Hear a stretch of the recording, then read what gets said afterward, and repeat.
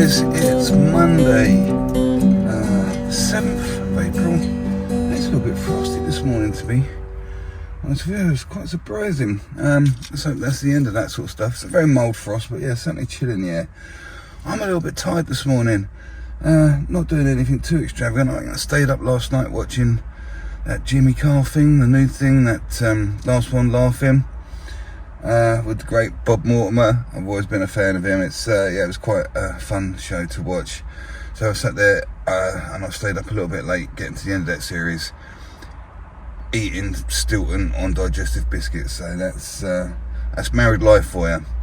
Today we are going in with a new builder. I've never met him before. He just phoned me up. He's had a plasterer let him down. He phoned up another plasterer, Dan and Matt, and then Dan said, well, like, I'm really busy, but oh no, a Smurf could help you out. So yeah, that's where we're going today. We're going to meet a brand new guy. So let's get there and see what he's got for us.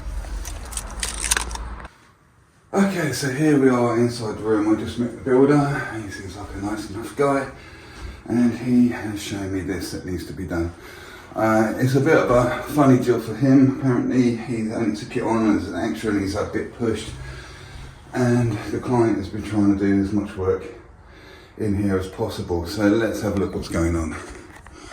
Quite a shiny ceiling with a light stipple on it. I'm going to guess that's shiny, so that's got a silk paint on it, so there's not going to be much suction on there. That's going to hang around. The builder has also advised me that they have run PVA all over these walls already, so I don't know how long ago that is. But I'm probably going to get another coat over it myself as well. So let's have a look what's gone on here, which is probably the worst wall in the room to do. Now it looks like what's happened is there's paper or paint, whatever. It looks like, well, what's happened is they've tried to take paper off and they've gone into the plasterboard paper. So that is plasterboard with the paper that's been stripped off of it. Is an easy mistake to make if you don't know what you're doing, but yeah, that's a bit of a state, isn't it? So that's obviously going to need sorting out. So one of the reasons I do want to get PVA over things like that is because I want to see how fast that PVA picks up, how fast it gets drawn in, give me an indication of how much suction is on that, which will be very, very high suction. Looks like there's a bit of paper across the top up here that's going to need sorting out, so that's going to be a little bit awkward getting a small tool in there. Those radiator brackets, I'll probably pop them off and just put the screws in finger tight, and I'll just take the screws out and put them back in as I go. It tends to be the quickest and easiest and neatest way of doing things, I find. So yeah, I'll just get this room cleared out a bit. I assume the carpet's going, so we could leave that down as a dust sheet if you like. It's just one of those jobs, I think. Architraves are still on, so we've got to make a neat job around that. Oh, and the only other thing of any concern is actually these doors, these wooden doors. You've got to be careful with wooden doors like this, because sometimes you get a veneer or something over them, and if you do get plaster on them, because I can feel this is quite a raw wood, you know, there's not much treatment to it. Sometimes you can get plaster on certain types of wood, and if you leave it on there, it will burn a black stain into the wood and you won't be able to get it out, and it will ruin it. Oak especially, which is a very expensive wood to have. And if you get plaster on raw oak, you are in trouble basically. So what I'm probably going to do is remove these and get them out of the way, or obviously the alternative is to sheet them up so there's no way you can get any plaster on them at all. I mean, you can get plaster on them, but you have to wipe that plaster off immediately. Can't leave a big blob on there all day long and then come back and pop it off and then you go, whoa, what's that in there? So I've had the door off. I'll put it in another room that's having some work done to it. We are going to pull these sockets off the wall and tape them up. Okay, a good way of doing it, I find, without losing the screws, is to put them back in the holes once you've pulled the face off, and that stops your trowel going in too far and possibly hitting any of these connections. Now, I'm going to assume these are live, and if we look, you know, all the terminals are at the top, so if you drop a little bit of plaster or water in there and it crosses these, it's going to make it short out and trip the RCD. So what I tend to do is just put a little bit of tape across the top there to stop any moisture or anything getting in there. And there you go, with our black duct tape just over there, just creates a little shield so we can't get it in there. Okay, so just coming over to this light switch, it's a slightly different look, so I don't really want to put a screw back in there because it's really going to limit what I can get down the side here, so I need to bleed across on this one. So all I'm doing with these screws here is putting them in the socket, the face, and then with the tape, as we did before, look, coming over the back, look, we can just angle it round so it covers the little screw holes and stops them from being able to fall out and being lost. And it's really easy, just, you know, when you are taking the screws like the sockets and stuff like that, or the doors, what I tend to do as well is put the screws back in the holes, okay? Because you put them down on the windowsill and that's it, they've gone. You might as well throw them into a black hole. Okay, so we've pretty much got all the dry prep out the way, so sockets are all done. We've got the beads up, I didn't show them, but I always use staples as we're going into plasterboard, so the staples quite often do go through the bead and into the plasterboard quite nicely, which they have done there. So I've been advised that this has been already all PVA'd up, and some people will argue, yeah, you can PVA it up a week before, and then when you come over and put your plaster over the top of the PVA, it re-emulsifies and re-livens up. But I am going to give it another tight coat of PVA just before I start, just to be doubly sure, and I want to watch that PVA and see how it picks up, and it will give me an indication of what the speeds, what the suction's like on the wall. If you used SBR, then that kills off lots of suction. So, I mean, my main concern, I think, in here is this bit, which is bone dry. So that's the bit I really want to get a coat on and have a look, see how that reacts. Foam, old trowel, this desperately needs a clean. Look at the build up on it, hasn't been used all weekend. I should get on it.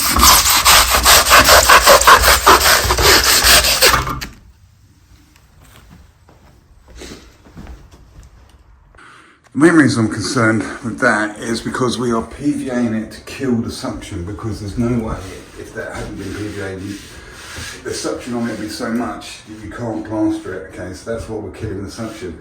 The painted areas aren't so bad. The reason we're PVAing them is to actually physically glue the plaster to that surface. So plasterboard does not need any treatment at all. It's at the ideal suction rate. You can plaster straight onto it. And then obviously there's this chimney breast and they've got the two sides on it for some reason. I'm not asking questions as to why, it just needs plastering. But there's not going to be hardly any suction on this because I can feel that the paint has pretty much waterproofed that surface. So the PVA on here is gluing the plaster to that painted surface.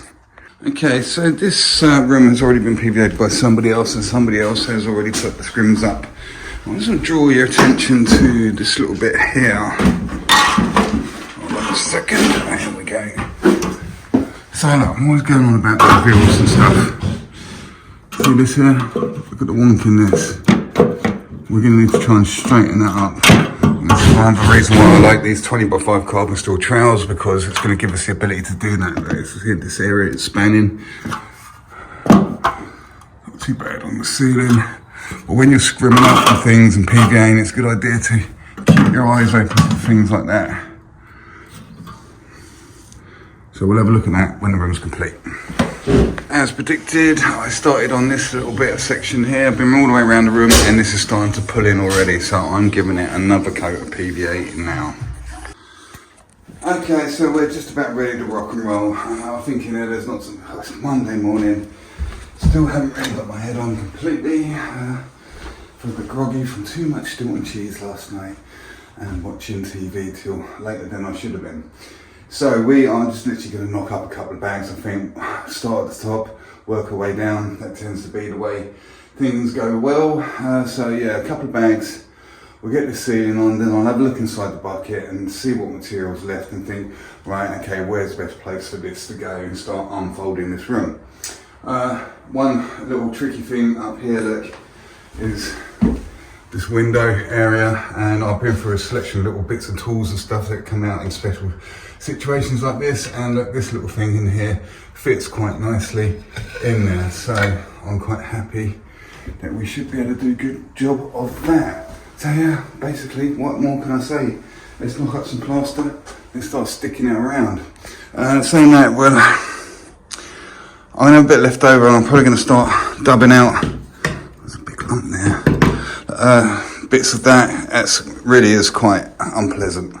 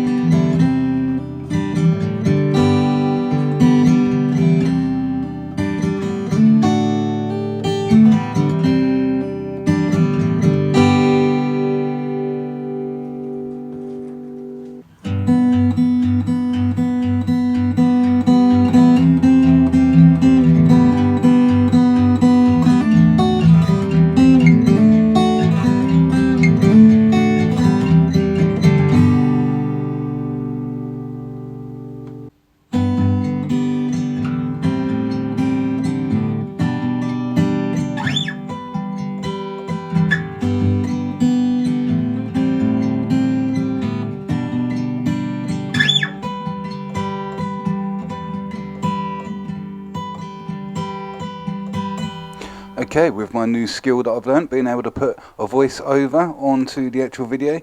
Here, because of the radio, I had to kill the volume, and I'm demonstrating how this 20x5 carbon steel trowel is able to see and feel dips and troughs as we go along. So as you see, I'm holding the trowel up, and as I turn it, you can see the daylight through, and you can see the undulations in the ceiling that already exist.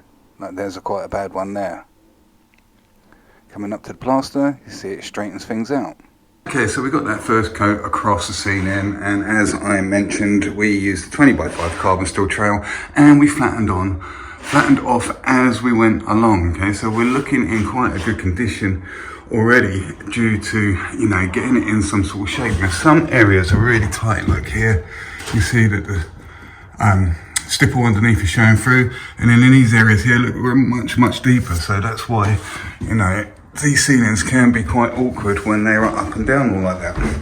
Now I was hoping to have a little bit more plaster than that left over, but again, it's very hard to gauge how much you need when you've got a certain amount of depth to get over as well, because that's what eats up a lot of material. So what I think I am going to do with this, keep an eye on the ceiling, see how fast it pulls in, and I'm going to just use what's left in there just to get over these nasty scrims that have been dug out of this wall. And then probably turn back on the ceiling, flatten it in a bit, and then reevaluate the situation, maybe get some more plaster on, who knows.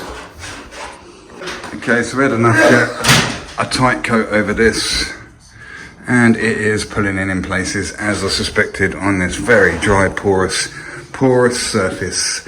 Probably might have been better to have some SBR over that, but we haven't done that, so we're going to have to deal with the suction. Got possibly 3 coats on this. I'm going to keep an eye on these little bits. I'm glad I haven't thrown the whole thing in, but it feels like it's pulling in. It's not too bad actually, there's a little bit of dampness still there. Maybe enough that we can just deal with it. So yeah, just keep an eye on that. Might have to put 3 coats on it, I'm not sure. I might give it another quick PVA just before we put it on. Okay, so here we go again with some voiceover stuff. Let's see what I'm up to here. So look, there's an undulation in the internal corner there, and you can see how the plaster's bleeding out rough with the seat. And that's giving us our line. When we come up to do the wall, we can come out to that little line of plaster, and it's going to straighten that internal up for us.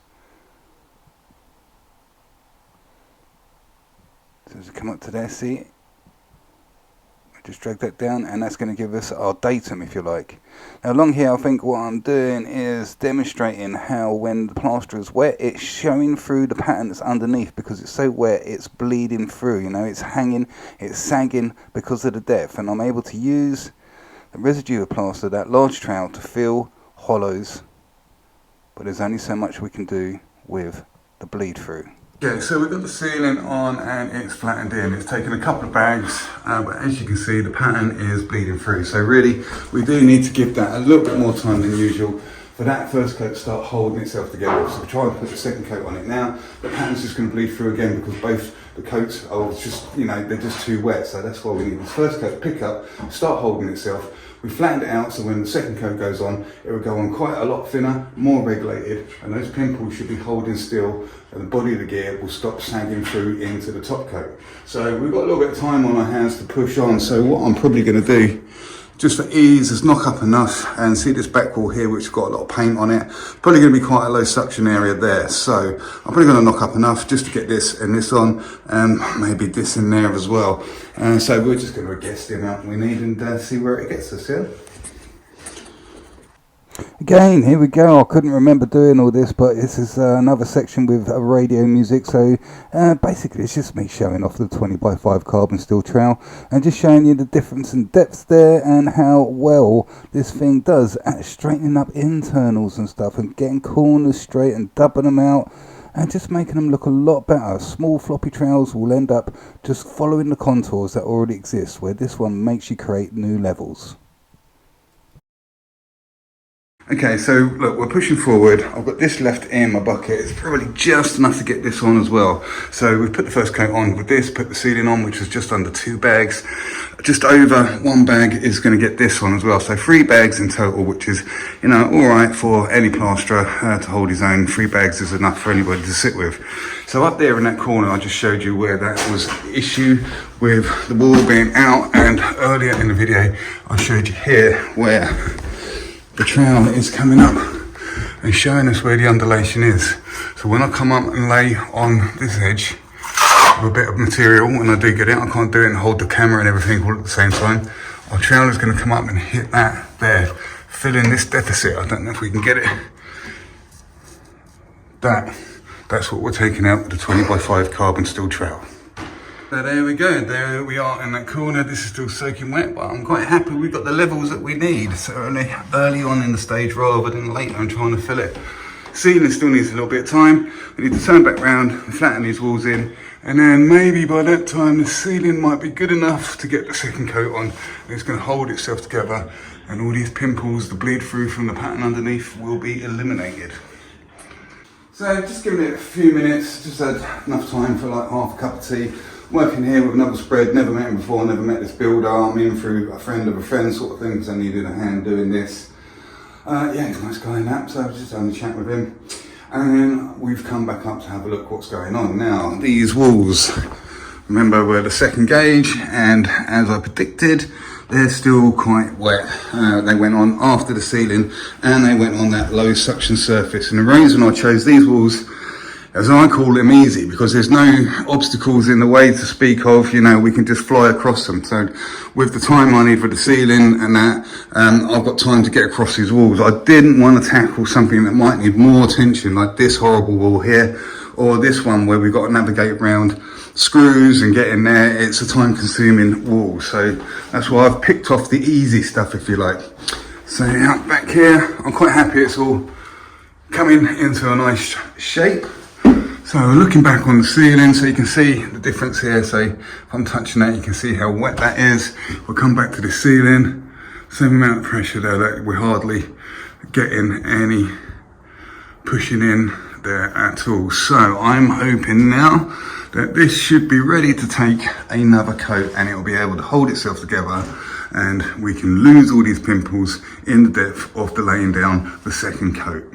Not only that, I've got a little bit of material left, not too much. It's quite handy when you're pretty accurate with the amount that you need. So I'm going to wash this round with some fresh clean water and we're going to knock that back, and I'm going to mix up just enough to get the ceiling on because I don't think these walls are ready yet. So, you know, it's a good idea to time your Yeah, you're set. So this is a little bit before, so we can get time on this, and then we'll knock up again. And then, so as we're jumping from the ceiling to the walls, we're keeping up with it, and we're hitting the walls at the optimal times. Okay, they're not running all right. If we'd knocked all this up at the same time with the same 3 bags straight away, then this will all be going off and that. And but when I get on the beginning, you know, it's wet, but when you get towards the edge, it's starting to pick up. So it's a good idea to move around the room and time things so that you don't really have to stress too much.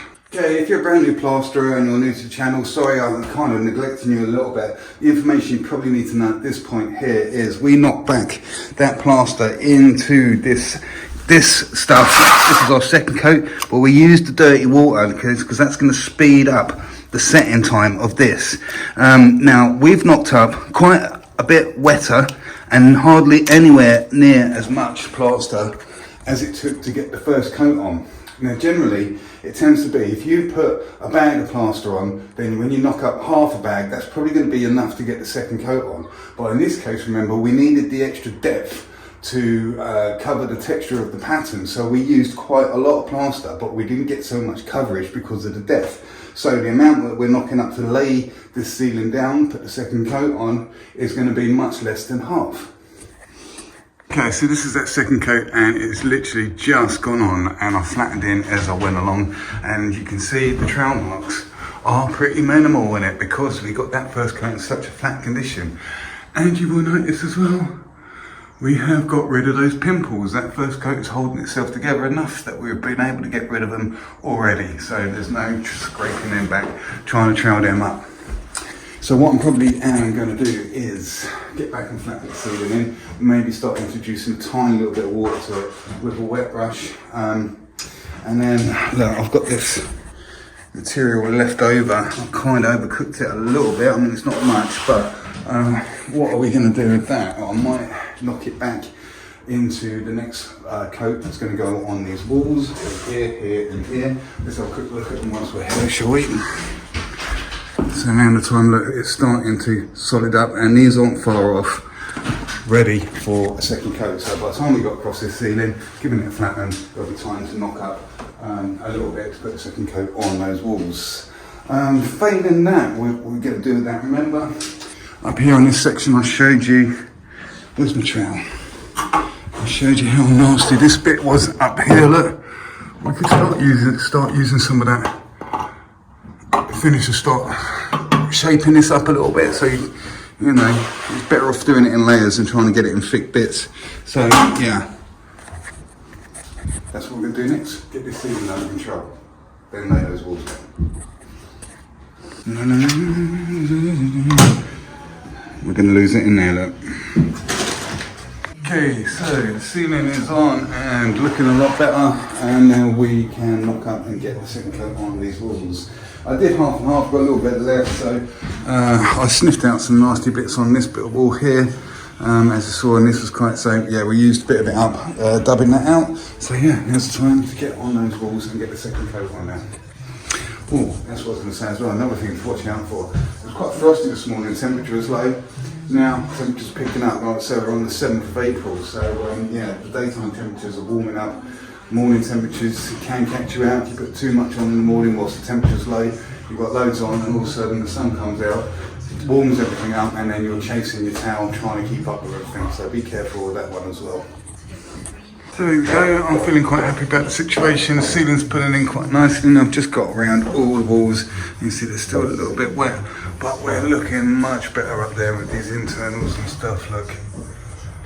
Okay, we're actually getting some shape coming on. And let's have a look at this one, which was particularly wonky as well. So we're just going to stick with this and see it home. So yeah, the temperature is definitely picking right up, so I'm very, very glad we didn't try and put on one massive great big hit and then try and keep up with it. I'm glad we broke that up. Kept us like a cool Fonzie. It's Tuesday morning, and it has been behaving really well for the last couple of weeks. This week, looks like it's going to be a bad tie week. Good morning guys, how you doing? Like I said just a moment ago, it is Tuesday morning. And again, a little bit frosty, but not quite as frosty as it was yesterday. But you know, it's still a nip in the air. There was a little bit of frost on the windscreen. Last night, you will be pleased to know I did not eat lots and lots of Stilton, but I did have a mixture of mozzarella and cheddar cheese ready grated on my jacket potato, so that's what we had last night for dinner. And I've got to admit, I do feel a little bit lighter in my step for it. Damn, it's not a good idea eating too much Stilton the day or the late night before you have to go to work. Anyway, shall we stop going on about cheese and talk about what's going on inside this room? So, we got hit on yesterday. Excuse me. Starting to dry out in places. The temperatures, like I say, very cold in the morning, but soon it is rising in the afternoon to be about 16 degrees, 16 to 18 degrees. So it's starting to get a little bit summery. Okay, so all we got left in this room is this fireplace, this tricky wall here, and this. Now, this one was causing me some concern yesterday because of the really high suction. So what's happened is it's had lining paper on it, and they've started taking the lining paper off. It's the customer, I believe, and it's baked on there so hard. They've actually gone through the lining paper and they've actually taken the paper off the actual plasterboard. Okay, so this is plasterboard but with no paper on it. It's left it very, very dry and porous. So even with the coats of PVA, multiple coats of PVA over it, it was still a lot of suction on there. Yeah, because I did take time to fill these joints on there. Even though I did put loads of PVA, but you can see it's got a few stress cracks in there where the suction was still very high. So I'm happy that this is still pretty solid, but if you go over really high suction stuff without sealing it up, you're going to have adhesion issues. So what I have done is, the builder here, got some of this stuff. Green grits. Now grits aren't normally my favourite. We did do an episode fairly recently where we used blue grit, which I really did not enjoy. It kills all the suction and it makes you go on a little bit thicker. It tends to make the plaster quite sweaty, if you like, because the suction's gone a little bit along the lines of when you use SBR. It does, you know, kill so much suction that there's no possibility that there's any suction on the walls at all, so the moisture has to kind of evaporate and the plaster has to go off under its own steam. So me being a PVA user and using suction quite a lot, you do kind of have to adjust your methods a little bit because it does affect the way that the plaster sets, and it's something you might need to get used to. So before I left yesterday, I applied some green grit. Neat green grit, although there was a little bit of PVA in my tub, mixed with a tiny bit of PVA, but just by accident, if you like, not by intent. So we green gritted it.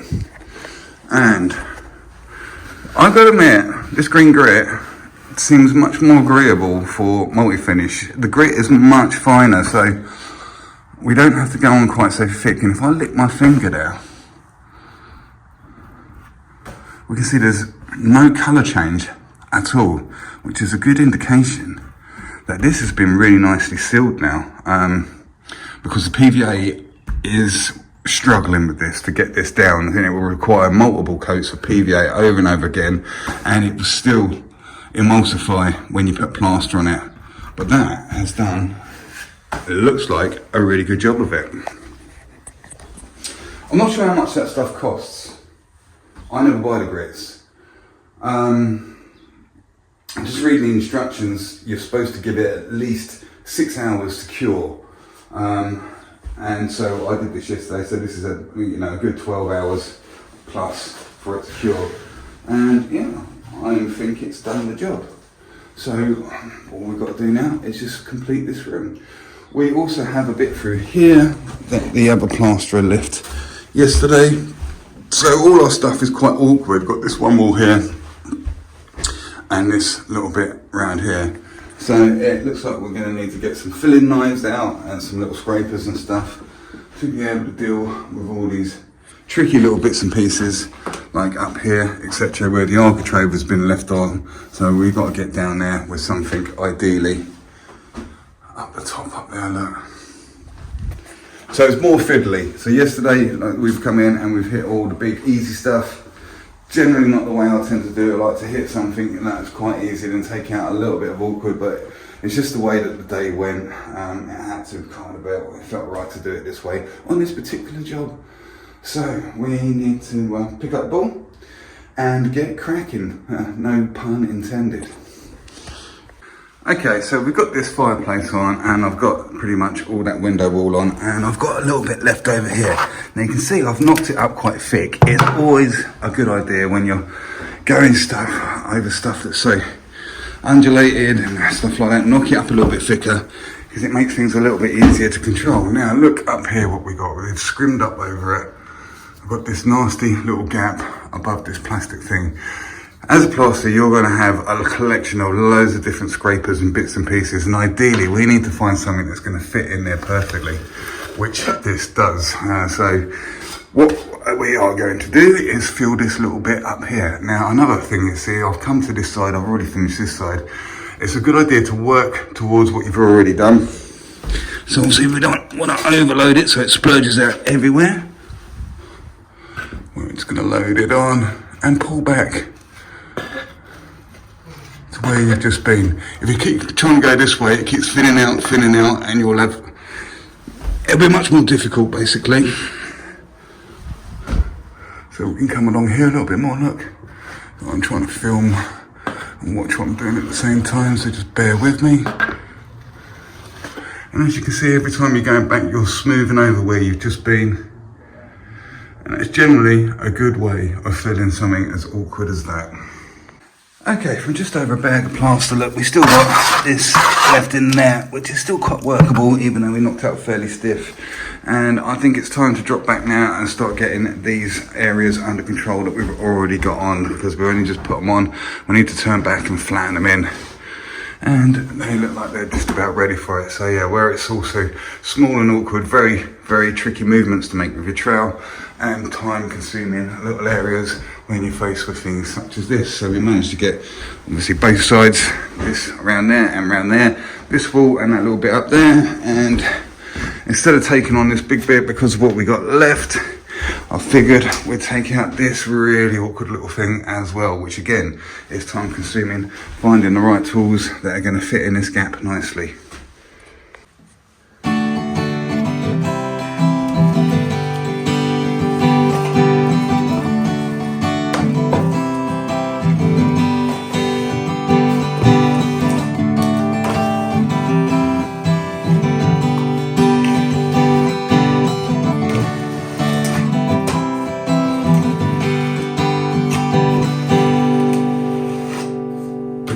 Okay, so we flattened this in and we've given it a few moments to pick up, which it has done. We've got quite a bit of leftover plaster here, so we're going to add some fresh water to that. Knock it back a little bit, add some fresh plaster to it, and that's going to speed up the amount of time it's going to take to set the second coat that we're going to put all over this now. So we can see here, I always like to get a shot with the light coming through because it really shows up all discrepancies and little tears.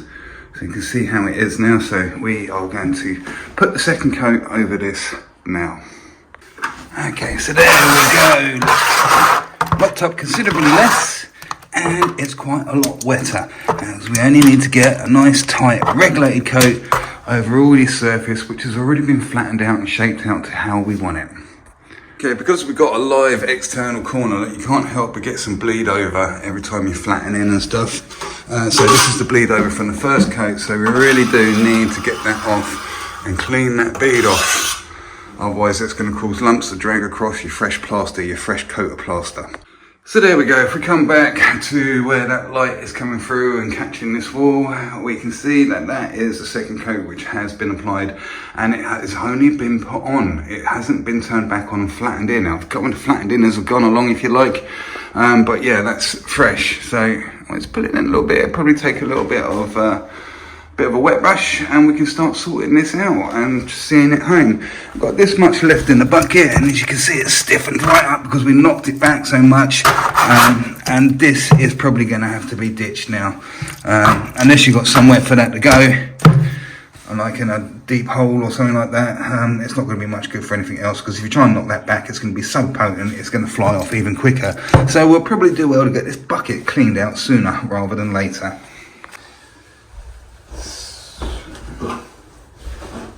So here we go then. You're going to have to bear with me. I haven't got my tripod with me, so you're actually rested on the back of my satin bucket right now. And to be honest, I'm still getting my head into work mode, what with eating too much cheese and getting married the other week and everything. So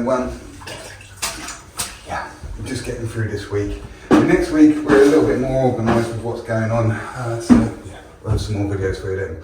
Well, let's have a look at what we're up to now. So we've got the first coat on, and you can see, probably I'll have to zoom in when I do the edit. It is picking up a little bit because we did knock it back. Now we don't need much water at this point. Opening our trowel up on its downward mode and just going nicely into the internal there, so it creates a nice straight edge. And coming from the top, we're clipping up this residue, and on the first pass like this, we can use that to push back into the wall.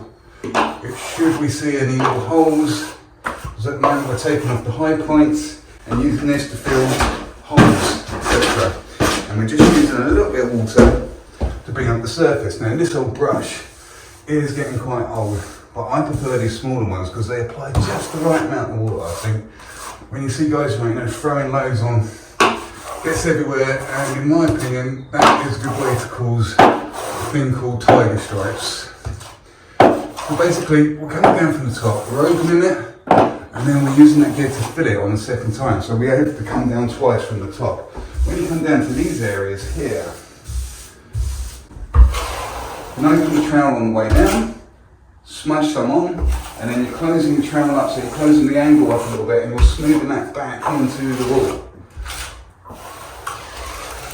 Just keeping your eye on any areas that may be suspiciously riffled or hold. And basically this is the movement. We just continue until the wall is set. And as you can see, we've got more and more residue come out. When it gets too much here, you're going to need to clean off and start again.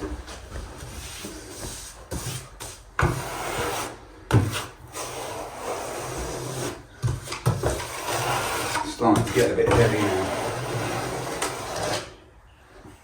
So let's clean that off and do the bottom of the wall. Okay then, coming back to this wall where the light is coming through, we can see how that's troweled up, and we've hit it for the last time, and this bit of wall is now complete. You can see the internals are something that really does need to be considered. And I tend not to use a corner trowel. I tend to do everything, corner trowel, twitcher. I tend to do everything with the regular trowel and just finishing off with a little inch brush, like so, bringing up the corner very, very nicely. And something that the painter will enjoy cutting into. Now, if you remember as well, earlier in the video, this was that bit that bent all the way around. And if I take this 20x5 trowel again, we can hold this up there and we can see that it's much better. There's still a little bit in there because I was governed by this bead, but there's hardly anything to talk about considering how bad it was in the first place. So we come back there, look, we got the whole length of the trowel with just no gaps in it whatsoever. So, right in these internals, that's where you need to pay attention. And same up here, as you can see, I haven't noticed yet, but everything's pretty square. Come up this way, we've got no gaps in the trowel this way. Everything's nice and square and good. So there we go. Now we know this wall is complete because it's starting to brown off in areas. See, this all looks like ripples as it's coming through, but it's not. It's the actual discoloration of the plaster as it sets. So it's going these darker patches. And then where it's a little bit thinner on the top coat compared to other bits, that's where it's starting to set first of all. As you can see around on here, we've got these dark patches. Eventually, all of the wall will turn that colour. So that is an indication that your wall has been completed. And also I kept a little bit of this to show you. This is the residue we're getting out of it now, which is basically just slime. It's what we call fat. And that is no good to anybody. So we need to continuously keep pulling that out and washing that off into your wet bucket, sorry. Just to add as well, this is the trowel I switched to right at the end. It's a stainless steel flexible trowel. As you can see, it is very flexy. This is the carbon steel, which is nowhere near as flexy. Okay, so this carbon steel is the one that deals with all the ripples and the straightening out and the flattening, and this more softer stainless steel trowel, which is used probably right at the end, maybe the last 1 or 2 passes with your wet brush. This is the one that closes the surface in and gives it that nice shine that everybody likes to see on a freshly plastered wall. And as we can line this up now with this line and this line back here, that does look very parallel, with no discrepancies in it to mention. Okay, now all we have to do is this wall and this wall in here, and pretty much complete the same actions as what I just showed you. So let's get on with that, and then we get tidied up and get off out of here.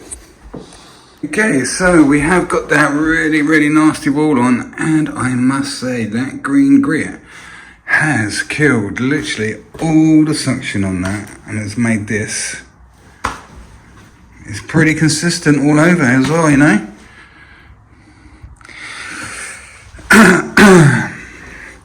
That has been much more efficient than PVA in this case. Okay, so we've given this a few minutes to pick up, and to be honest with you, it's holding back a little bit more than I'd like it to be going. I'd like it to have pulled in. So that green grit really has killed all the suction. In fact, that painted surface, which had PVA on it, has pulled in a little bit more. So we really have flipped the tables on that one. But it looks like it's just about ready that we can get a second coat on it. And I'm glad that I did this on purpose as well. Knocked up that much too much, so we're going to do the same thing again, and we're going to knock back into this, speeding up the whole set time of the wall. So here we are using the light from the window again. This has just been put on, still very wet. It's the second coat which has been put on and not flattened in with a wet brush or anything. So this is the point, I always like a little bit of a gloat, and I'm always quite keen to show how neat the second coat goes on if you do take the time to sort out and really straighten that first coat up. You might be moving slower, it looks like you're slower, but what you're doing, you're making the next stage so easy, and then that makes the stage beyond that even easier. So that's where you get your time faster, by being neater, not moving fast and throwing it on everywhere, getting it on the floor, flicking it everywhere. You know, you don't have to move really fast to speed things up. Although we have got a lot of time on our hands because it's the last couple of walls, so I am able to do it. But yeah, get smarter, work smarter, not harder. So the main way that this, getting it on neat like that, does make you faster is because it's in such a neat condition at an early stage. It gives you quite a big window of opportunity before you have to get back on it and start sorting it out for its next stage. So it gives us time to get another wall on, and then get that neat and get another wall on. So before you know it, you know, you've got 3 or 4 walls on, and you're ahead of the setting process. It's when you're behind and you're losing it, and you think, I've got to get around here real quick, I've got to get, and that's when you start falling into trouble because you're really rushed, okay? Because you put too much on, you've pushed too hard, and you haven't got it back under control. So it's much more of a peaceful environment if you are able to keep in front of the problems and not behind them. There we go, we are all complete.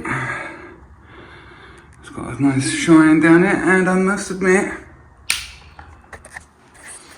that green grit really did a good job of sealing that up, and it was really nice to sit over, to be honest with you. Saying, I don't know, maybe I will change my mind a little bit on the grits and possibly use that one again in certain situations. Yeah, much better than the blue grit. So we can get out of it. What more is there to say? This is starting to dry up already, look. That wall has gone the complete sort of setting colour. This is dried. This is obviously very wet, so, you know, when it's gone back to its pale colour, which is here, or this, that's when it's ready to paint. Okay, right, let's get out of here and start editing some videos. Might get this one up tonight, who knows? Right, see you in a minute.